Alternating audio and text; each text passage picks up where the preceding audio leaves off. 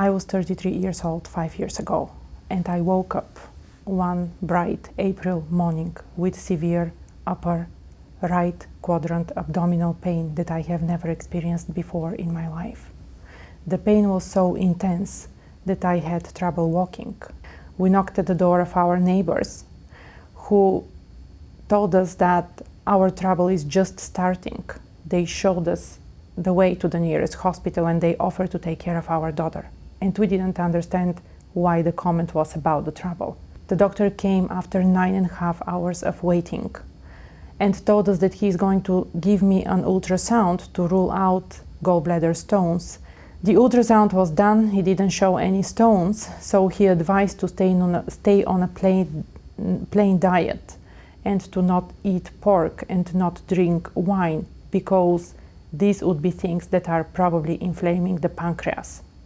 I kept insisting that the pain is on the right upper quadrant side and the pancreas is situated on the left side of the body, and I didn't have any pain there. We went home. Sure enough, 2 days later, I was uncontrollably vomiting green and the pain was escalating to very unbearable levels. We went back to the emergency room. This time they kept me.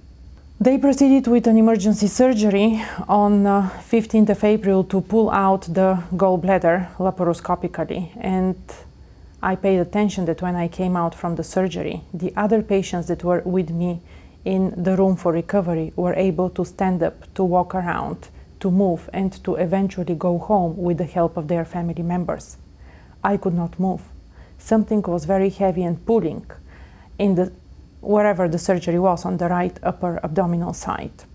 The operating surgeon was connected through the nursing station on a call, and he identified that actually the gallbladder was full of stones.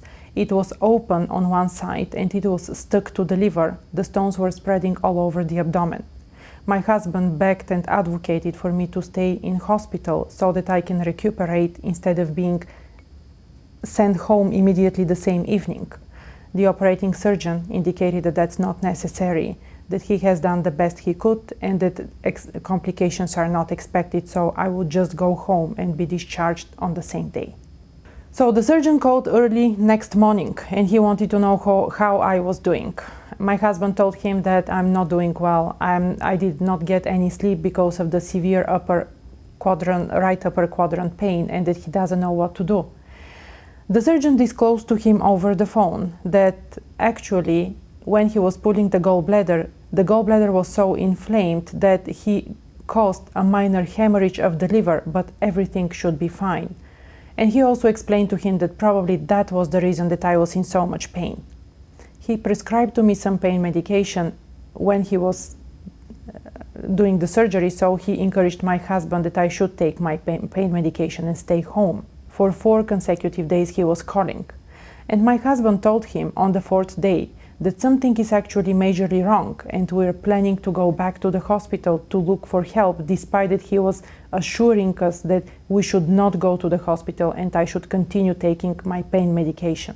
Upon our return to the hospital, I was admitted after 1 day of observation in the emergency unit, and I saw another general surgeon who stated that she is working under the same team with the surgeon who operated on me, and that she's going to do everything to prevent any lawsuit. At this point, I was wondering, what is it all about, that lawsuit? I'm not planning to sue, and that's not my intention. I need to get help.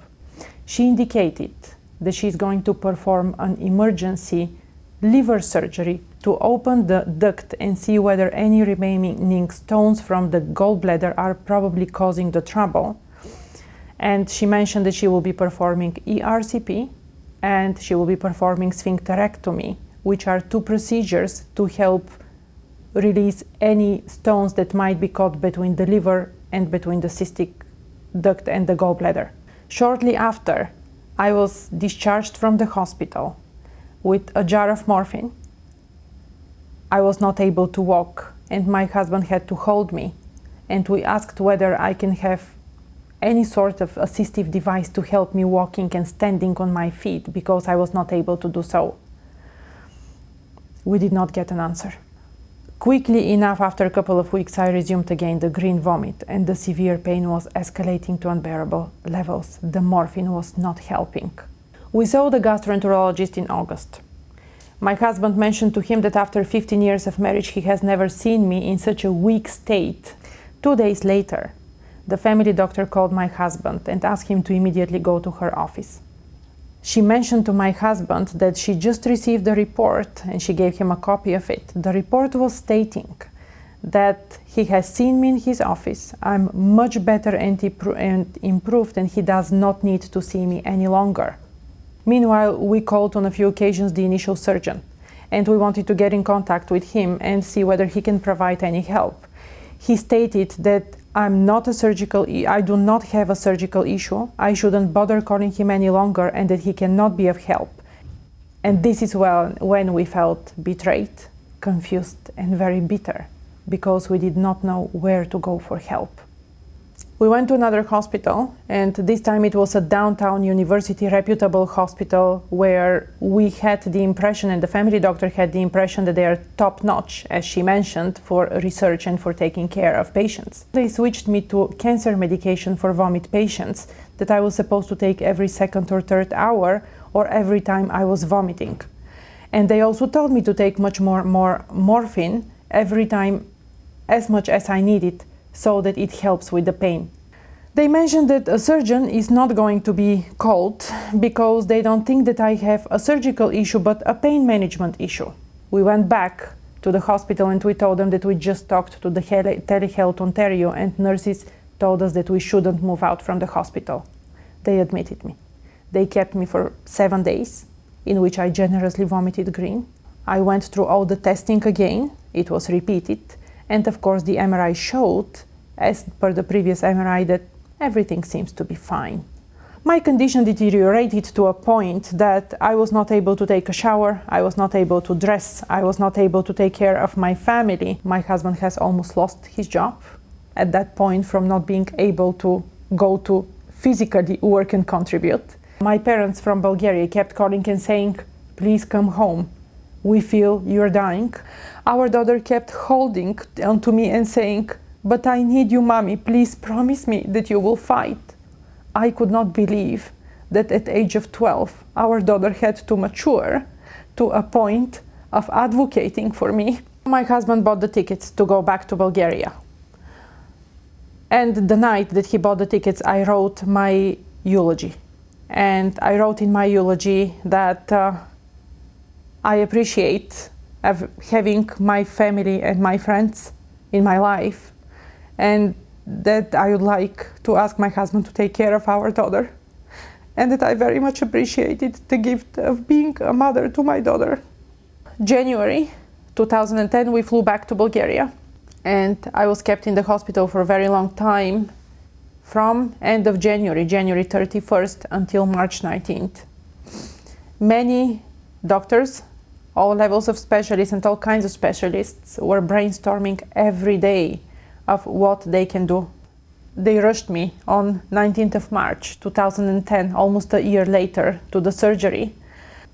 After the surgery, I woke up in the ICU, and the first words that I heard through the many tubes that I had attached to me were of my father. I just remember his face coming to me and saying, "You make it, they saved you, they discovered horrible things, but you'll make it, you're alive and you'll keep living." The main causation for the pain and all the turbulence in vomiting and all this saga for 1 year was that there was a metal clip deep inside, not visible through standard testing, because the standard testing was done in lying position versus me leaning so that the clip could be seen. The clip was clipping the artery, the clip was clipping the main nerve of the liver, and it was clipping the extra long cystic ductus, and the cystic ductus got wrapped with more peripheral nerves from the abdomen, which were the cause of all this horrible pain and vomiting. We felt relieved, we felt validated. At the same time, we felt very puzzled how nobody would even click that something so simple can cause so much trouble. and such a deteriorating state of existence where I would be just outsourced to go home and to live on morphine until I make it. The message that I would like to give to healthcare providers across the country is patients do not come to healthcare providers just for the sake of chatting with them for no reason. We come with our real pain that is not in our head but triggered through something physical most of the time. And it's obvious mistakes happen in the medical community. My expectation as a patient is that you don't run away. That as a doctor you come back and you help me to get better, because my life matters most of everything else and the quality of my life is extremely important to me.